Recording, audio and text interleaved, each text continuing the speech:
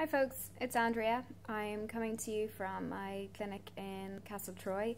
I wanted to spend a few minutes speaking about some exercises that I feel are very helpful for us to do to connect us back to the healing wisdom of our bodies and the message that our bodies are trying to tell us when we're not 100% healthy.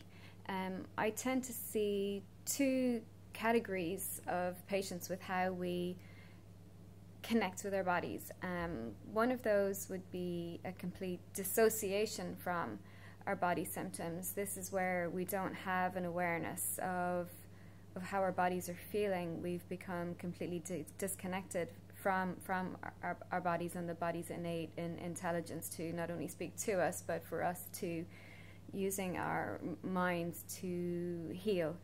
An extreme example of this would be cases of dissociation or post-traumatic stress disorder, but even on a less severe level, I would tend to see this in chronic fatigue patients, especially where the chronic fatigue has been as a result of some form of trauma, for example, vaccine trauma. That's quite a complex subject, so I'm only going to touch off of it. And then we have the other level of, actually another good example of how we can disconnect is when we're feeling depressed.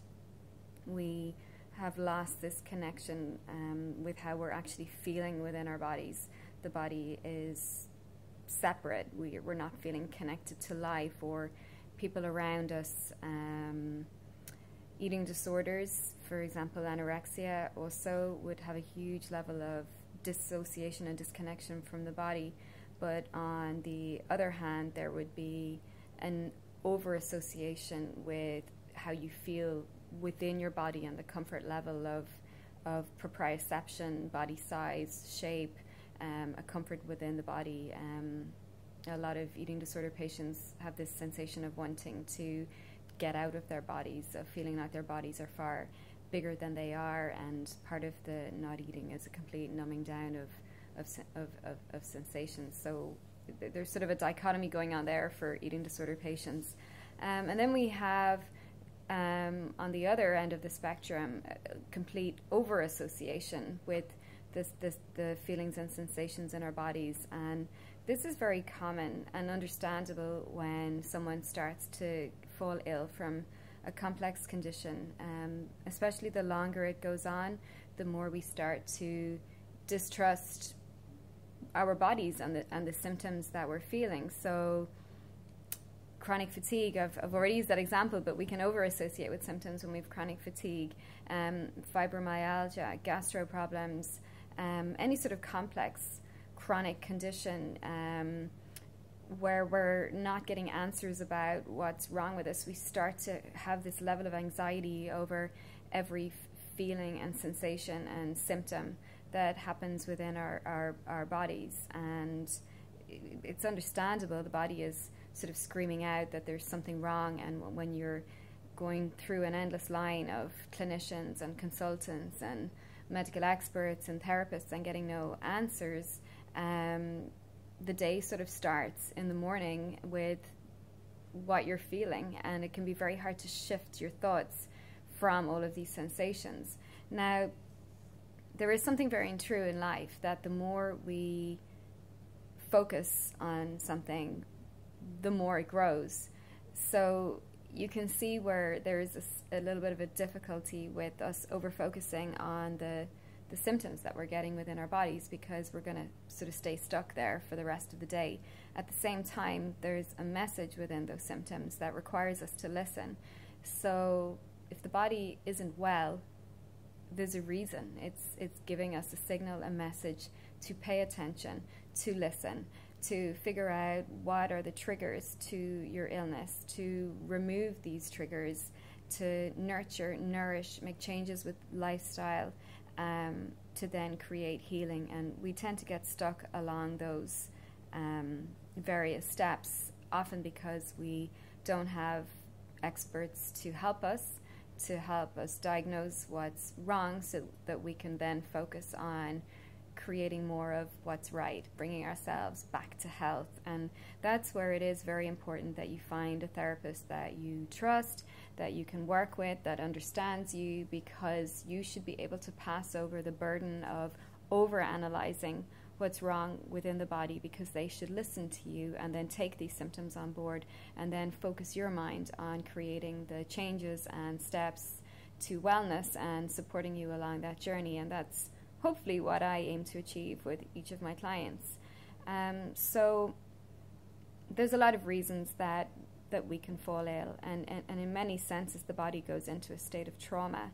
A very interesting case would be overtraining syndrome in athletes. This is an area that I specialize in and I'm quite passionate about, having been through a lot of fatigue in my life now. I'm not an athlete, but I do understand what fatigue feels like, and there's a huge crossover between overtraining syndrome in athletes and chronic fatigue syndrome in a lot of my other patients. And for various reasons, the body goes into sickness mode. It can be a combination of simply overtraining, overpushing, not listening to your body when it needs more rest, not nurturing the body, nutritional deficiencies, macronutrient deficiencies. So, for example, doing an excessive amount of training on low glycogen stores, or on the other hand, doing an excessive training with a lack of protein, where then the immune system and protein-dependent pathways become compromised.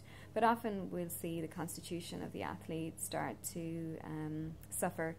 Viruses, infections, gastrointestinal infections often tend to kick in, and then the athlete gets sick and for various reasons doesn't return to full health despite rest. And this is written about in the medical literature, and it makes for quite a depressing read if you study the literature on chronic overtraining syndrome in athletes, because it will basically give you a diagnosis of, it could be months to get better, to years, to never at all. Now, that's simply unacceptable in my point of view if you find the issues and resolve them. But also there's a fair amount of work that needs to be done on the how the brain talks to the body, the state of inflammation within the body, where you need to get the body recommunicating so it comes back out of sickness mode. And there are various herbs that are hugely helpful for this,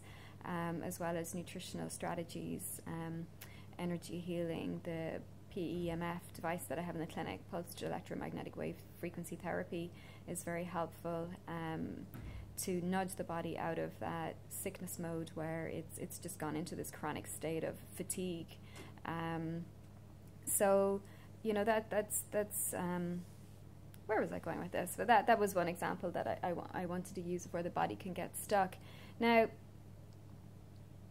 I believe that there's quite a lot of work that you can do on your own with reconnecting with your innate healing ability and also the messages that your body gives us. And it's a bit of an exercise in balancing how we associate and connect with our bodies, to the also on the flip side, when we need to dissociate a little bit more and bring our awareness away from the body. So a good example would be when you wake up in the morning and all you can think about is how tired and lethargic you are, and then of course all of the worries and fears are going to come on board with this about, how am I going to get through my day? What if I get a migraine? What if I'm even more tired? What if anxiety starts to happen at work? And we go through this overwhelming process of over-focusing on how we're feeling, having fears about when we last felt like this, and then forward thinking about the fear of I'm never going to get better. And we get stuck within this, and even the mere thoughts of all of this will create a sense of overwhelm, anxiety and fatigue within the body. So in these moments, I feel it's good that we start to shift our focus from inside to outside. And it's not about cutting off and ignoring how you're feeling. It's just about trying to move those over-focused thoughts elsewhere. So there are various strategies for this. They're starting to become more observant and aware of what's around you. Nature is very helpful for this. Gentle body movements like yoga or Pilates, meeting with people, connecting with people, using positive visualization to bring your mind a little bit forward into, I will feel better in the next 10 minutes, and I see myself at work as having better energy.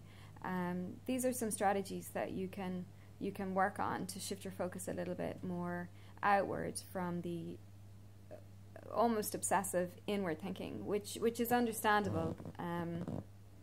Also, I think it's important to take a moment to listen to what the body is telling us on occasion. So if there is pain in the body or symptoms coming up in the body, often they're a message about our health, our lifestyles, our environment, even the people around us, and more often than not, deep buried emotions that are now coming up for healing because we're strong enough. So in these cases, it's important to associate more within the body and connect in a very calm and relaxed manner. And what I recommend people do, so just say I'm getting a migraine or a headache coming on, I'll often take a 5-10 minute time out. Depending on where I am, I will change my posture. Sometimes I may not be able to do that, so I'll have to use, my mental focus to do this exercise. But if you can, lie down and place one hand on your heart and one on your abdomen. Now, ideally, you would do this lying down. So when I'm working with clients, I will get them to do that on the energy treatment mat that I have over here. So if you can, lie down on the bed, on the floor, on a rug, on your couch, and have your left hand on your heart, right hand on your abdomen. It can be quite close to your belly button, the solar plexus, or lower down to your abdomen, and breathe. Connect. And then imagine every part of your body relaxing. And it will take a little bit of time to do this, and you'll need to trust and let go also to do this, because sometimes our mind starts to go on overdrive over, I'm not relaxed, I'm very stressed, I'm not breathing, blah, blah, blah, blah. Just as best you can, allow your thoughts to go and relax. And imagine every muscle in your body, and take as long as you need to just relax and soften. And you'll find it will take several goes. So for example, your shoulders might drop, and then they'll drop, and then you'll completely melt into the ground. I often imagine that my feet are connecting very deeply with the ground below me, so grounding me, earthing me. If it helps, I'll imagine you're a tree and you've got these big roots and they're connected the whole way into the ground, so that you're grounded, you're connected. So spend a few moments just to create this sense of calm, and then go to where you're feeling the sensations. So if it was the migraine, focus your mind within your mind. If it's your stomach, focus your mind in the area of your stomach. If it's your foot and you're an athlete and you have an injury, focus your mind on the area that has an injury, and then just let your mind go quiet again and ask, what's really going on here? What are you trying to tell me? And you'll get various thoughts flow by, and at this point I kind of suggest that you go with your intuitions on this, and you let your mind either focus in or focus out, or do this slowly or do this quickly. Any way that feels right for you, go with that, honor it. But what you might find is you'll get an amalgamation of messages and memories flying by. So the migraine could simply be saying, you've been overthinking, you've been overworking, you haven't been sleeping, you need to slow down, you need to stop over-analyzing these situations, you need to stop being so critical of other people, so critical of yourself, blah, blah, blah, blah, blah. Generally, the migraine is the mind going over time. So if this is the case, then focus on unraveling all of this, and as best you can, letting it go, creating clarity in your mind, listening to what you need to do to shift your focus, which may mean once you've done with this exercise, you may need to go back to work, but if you can later on, get out for a walk, go for a run, get into fresh air, do something rhythmical, creative, art, baking, knitting, crochet, watch nonsense on television, whatever it takes for you. With the tummy, it could be stuff that's going on a little bit deeper. You may find that you're getting memories or emotions, worries. Just allow it all pass. Just watch it like a TV screen crossing through your mind, and then go, oh, right, I see what you're telling me. What do we need to do? So I'm gonna step in now. This feels a bit crazy because you're sort of separating yourself out from the person who's watching what's happening, to the person that's feeling what's happening.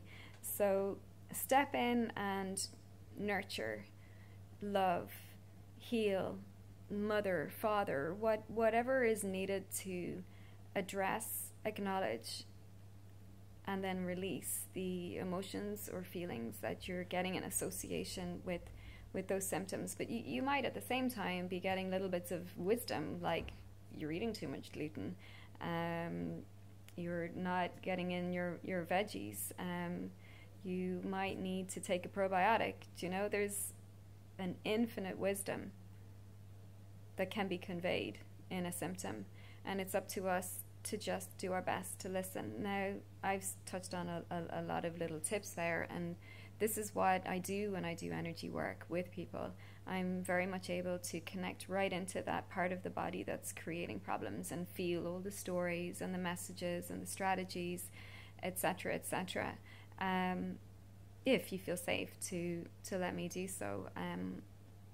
I'm very respectful and mindful of people's boundaries, so you know, I'll know if the body's ready to share, or indeed if this is the journey that you're meant to go on yourself. There is no right and wrong. Just do your best to honor this, but do try and be mindful of playing this exercise with connecting with how we're feeling when needed, and also on the flip side, disconnecting from the over-analysis and worry and obsession that we get when we're feeling symptoms. Sometimes then we need to shift our focus to outside, to our surroundings, gratitude, feeling, you know, how amazing our bodies are, how much they're doing in any one moment. This is a very helpful strategy for anxiety as well, when it starts to creep up, to just shift that focus to a little bit more outside ourselves, to realize that we are, you know, there is something there taking care of us. That was all I wanted to say. I think it's very important that you start to practice these little techniques.